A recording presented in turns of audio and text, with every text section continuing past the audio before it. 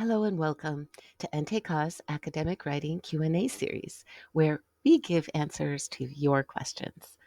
This is video 1, which answers the question, how do I think about an article story and how do I write it? My name's Stephanie Krueger. I've spent over 20 years in scholarly communications in different roles, and among other things, have assisted with over 40 journal articles in various disciplines. So for the answer to question 1, about considering the flow of an article, the story, and the writing process, the short answer is a scholarly, sometimes called academic or scientific article, is not a creative writing project. Ideally, a scholarly research article should be intended to clearly answer specific original research questions using quantitative or qualitative research methods, and follow the norms that are laid out in scholarly journal style guides. If you're really interested in storytelling or communications rhetoric, the so-called ancient art of argumentation and discourse, check out the link in the study slides. When I work with starting authors, I really recommend that they create an outline for any article that they wish to write.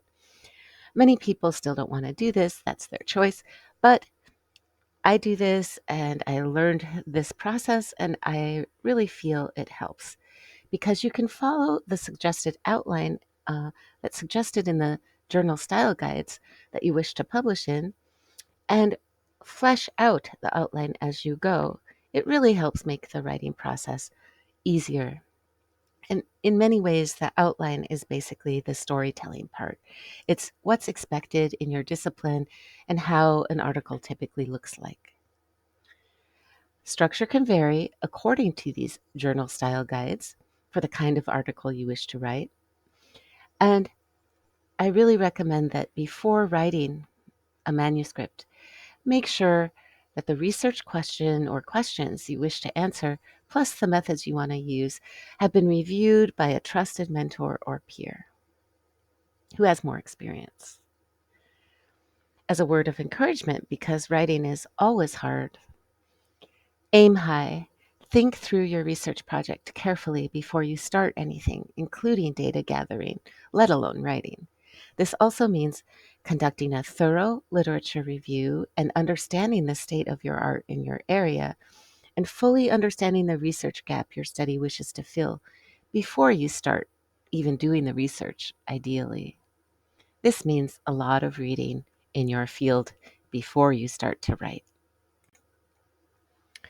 I wanted to comment on the new text tools that people are using, commonly referred to as generative AI. When you're writing, remember that these tools can't think for you. They can help you a lot, though, if you're a non-native English speaker. Just remember that many academic journals require you to acknowledge the fact that you used an AI tool in writing your manuscript. And if you're curious about this subject, I've included a couple links from the library that are really helpful about understanding the landscape of what's going on in this area. If you need a sample outline, when I work with people, I recommend what you see here, JARS Quant, with the title Journal Article Reporting Standards Quantitative.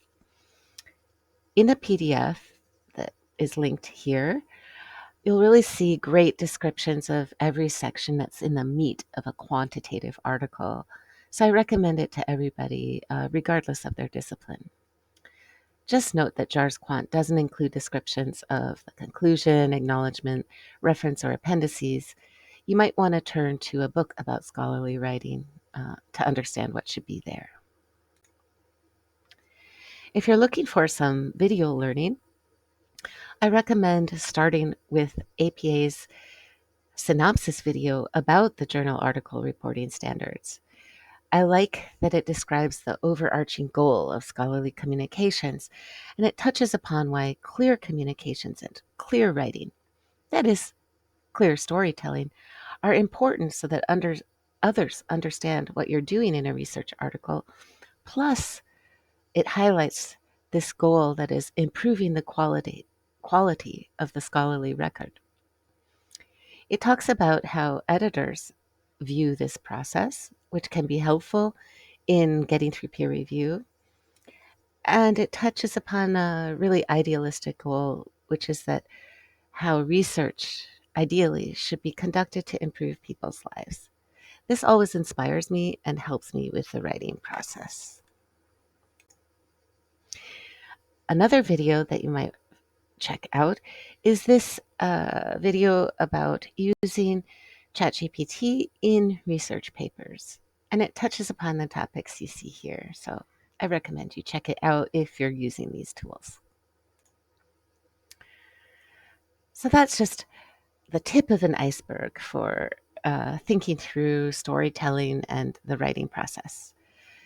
What I wanted to emphasize is that writing a scholarly article is not a creative writing exercise, and you should really refer to journal style guides, and they often include an outline that you can use to tell your manuscript story.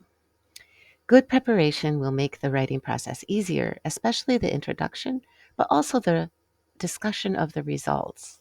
You're also, in some ways, telling a story there in relation to the scholarly literature and the state of the art in your field. If you need more assistance, I've highlighted a few learning resources. Plus, check out the other videos in this series. And as always, don't hesitate to schedule an in-person or virtual consultation with a member of NTK's services team following the link below. Thank you for listening. This is Stephanie Krueger, the Academic Writing Q&A series, and I wish you all best.